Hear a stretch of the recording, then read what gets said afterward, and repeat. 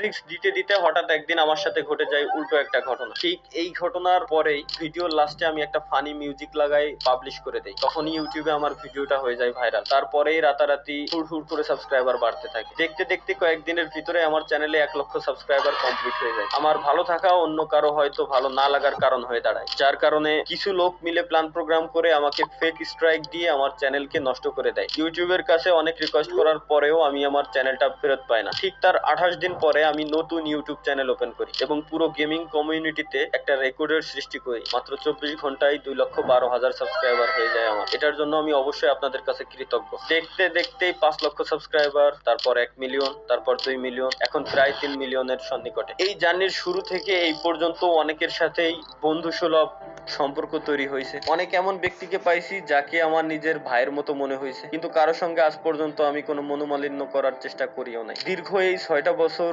আমাকে জিরো থেকে হিরো হইতে সাহায্য করছে। শুনতে খারাপ লাগলেও এটাই সত্য, এক সময় পকেটে আমার 20 টাকাও ছিল না এবং এমন একটা সময় আসছিল যখন আমি 20 লক্ষ টাকাও প্রত্যেক মাসে ইনকাম করতাম। তো গাইস, এই হচ্ছে আমার 2020 সাল থেকে 2025 সালের ডিসেম্বর পর্যন্ত ফ্রি ফায়ারের জার্নি। ফ্রি ফায়ার শুধুমাত্র আমাকে একটা গেম আইডি দেয় নাই, আমাকে দিচ্ছে একটা পরিচিতি। আমিও ফ্রি ফায়ারকে দিছি একটা পরিচিতি। আমি ফ্রি ফায়ারকে সময় দিছি, ফ্রি ফায়ার সেটার অবশ্যই আমাকে একটা মূল্য দিয়েছে। বাট আমি স্বেচ্ছায় সজ্ঞানে একটা কথা বলতে চাই আপনাদেরকে, যদিও বা এটা বলতে আমার নিজের কাছেই অনেক কষ্ট হচ্ছে। আজকে থেকে এই চ্যানেলে আমি আর কোনো ফ্রি ফায়ারের ভিডিও আপলোড করব না। আজকে থেকে আমি ফ্রি ফায়ারকে বিদায় জানাচ্ছি। আর কোনো ফ্রি ফায়ারের ভিডিও আপাতত আমার থেকে পাবেন না। এটার দুইটা কারণ আছে, আমি দুইটা কারণে এটা করতেছি। নাম্বার 1, যেটা সবাই জানেন বাট তুলে ধরার মতো কেউ নেই এখন ফ্রি ফায়ার গেমিং কমিউনিটি। যদিও বা আমি এখন বর্তমানে ফ্রি ফায়ারের কোনো ক্রিয়েটর না, আমি অ্যাজ এ ইন্ডিভিজুয়াল গেমার হিসেবে বলতেছি, গেমের ভিতরে প্রচুর পরিমাণে হ্যাকার, যেটা আপনারা শুনতে শুনতে বিরক্ত এবং আমি নিজেও বিরক্ত। আপনারা সাধারণ একটা জিনিস শুধুমাত্র ভাবেন ভাই,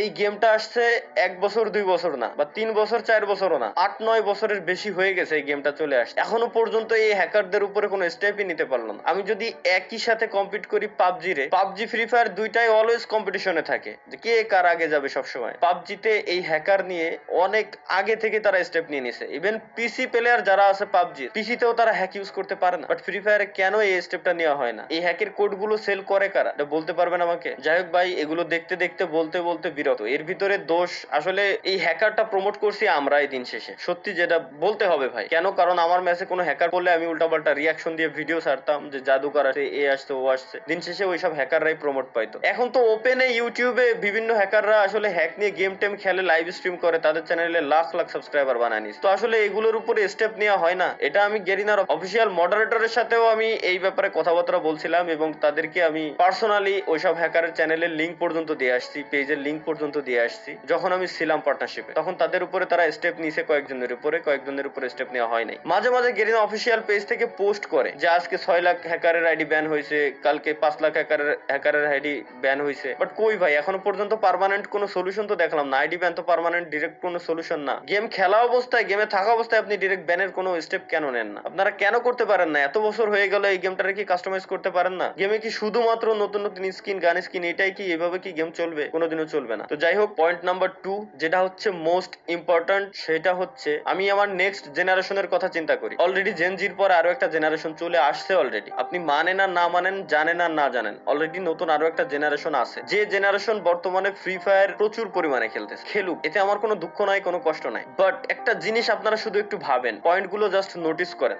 এই নতুন জেনারেশন গেমের ভিতরে আসতেছে, ই স্পোর্টস তারা খেলবে, একজন ই স্পোর্টস এর প্লেয়ার হবে, তারা দেশের নাম উজ্জ্বল করার জন্য বাইরের কান্ট্রিতে তারা যাবে। এই আশা নিয়ে তারা যখন গেমের ভিতরে ঢুকতেছে, গেরিনা তো এইভাবেই গেমটাকে বর্তমানে প্রমোট করতেছে, তাই না? যে ই স্পোর্টস এর দিক দিয়ে। তো এই আশা নিয়ে একজন প্লেয়ার যখন গেমের ভিতরে আসবে, নতুন একজন প্লেয়ার গেম খেলা শুরু করবে, তখন তার পাশাপাশি তার যে অপোনেন্ট থাকবে, যে এনিমিগুলা থাকবে, এনিমিগুলা গেমের ভিতরে গান স্কিন পারচেজ করছে, গান স্কিনের এক্সট্রা অ্যাবিলিটি আছে, গাড়ির এক্সট্রা অ্যাবিলিটি আছে, প্রত্যেকটা জিনিসের এক্সট্রা অ্যাবিলিটি আছে। ওই অ্যাবিলিটি ইউজ করে যখন ওই প্লেয়ারটাকে মারবে, তখন ওই প্লেয়ারের মাথায়ও সেম জিনিসটা কাজ করবে, কারণ তারা ছোট, যারা নতুন জেনারেশন আসছে তারা ছোট। তাদের মাথায় একটা থটই আসবে যে তাইলে আমিও গান স্কিন কিনবো, নাহলে আমি তো ওরে মারতে পারতেছি না। এতে করে জোর করে তাকে গান স্কিন কেনানো হচ্ছে, জোর করে তাকে টপ আপ করানো হচ্ছে। সে স্বেচ্ছায় করতেছে না, জোর করে তাকে করানো হচ্ছে। এটা আপনাকে মানতেই হবে, 100% আমি বলবো আপনাকে মানতেই হবে যে এমনটা হচ্ছে, দিনকে দিন হইতেই আছে। Pay to to win game হয়ে যাচ্ছে টোটালি। তো এই ব্যাপারে আপনি যদি এখনই পদক্ষেপ না নেন, আপনি যদি এখনই স্টেপ না নেন,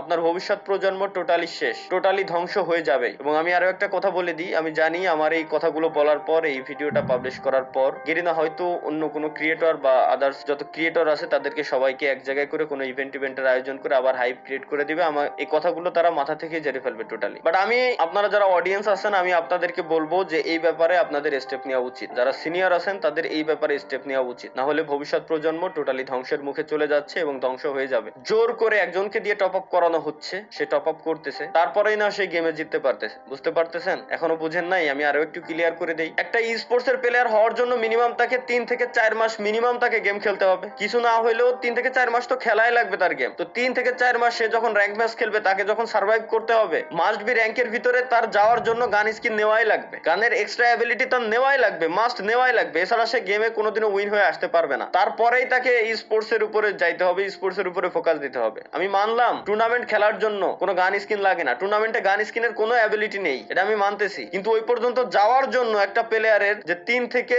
3 বছর পর্যন্ত সার্ভাইভ করা লাগে, ওই 3 থেকে 3 বছর পর্যন্ত আপনাকে কত টাকা খরচ করতে হচ্ছে, এটা কি আপনার মাথায় আসতেছে? এটা কি আপনি বুঝতে পারতেছেন? তো আমার মতে এটা বন্ধ করা উচিত। বাংলাদেশ সার্ভার ব্যতীতও আরো অনেকগুলো সার্ভার আছে গেরিনা ফ্রি ফায়ারের ভিতরে, ওইসব সার্ভারে গানের কোনো অ্যাবিলিটি নাই, এক্সট্রা কোনো অ্যাবিলিটি নাই। গানের স্কিন আছে বাট এক্সট্রা কোনো অ্যাবিলিটি নাই। যার মন চায়, যার ভালো লাগবে সে গান স্কিন নেবে, যার মন চায়, যার ভালো লাগবে সে গাড়ির স্কিন নেবে, কারের স্কিন নেবে, বাইকের স্কিন নেবে, কোনো সমস্যা নেই। কিন্তু একজনকে দিয়ে জোর করে কিনায় পে টু উইন বানানোর কোনো মানে হয় না বলে আমি মনে করি। তো দিন শেষে আমাদের সকলেরই আসলে এই ব্যাপারে স্টেপ নেওয়া উচিত, না হলে ভবিষ্যৎ যে প্রজন্ম আসতেছে ওরা ধ্বংসের মুখে ধ্বংস হয়ে যাবে বলে আমি মনে করি। এটা ছিল হচ্ছে আমার দ্বিতীয় পয়েন্ট। আশা করি আপনারা যথেষ্ট বুদ্ধিমান, যথেষ্ট পরিমাণে ভালো বুঝেন, আপনাদেরকে এত বোঝানোর কিছু নেই, আপনারা বুঝে গেছেন যে আমি কি বলতে চাচ্ছি মূলত। এবং হ্যাকার ব্যান করার জন্য ভাই বেশি কিছু লাগে না। Free fire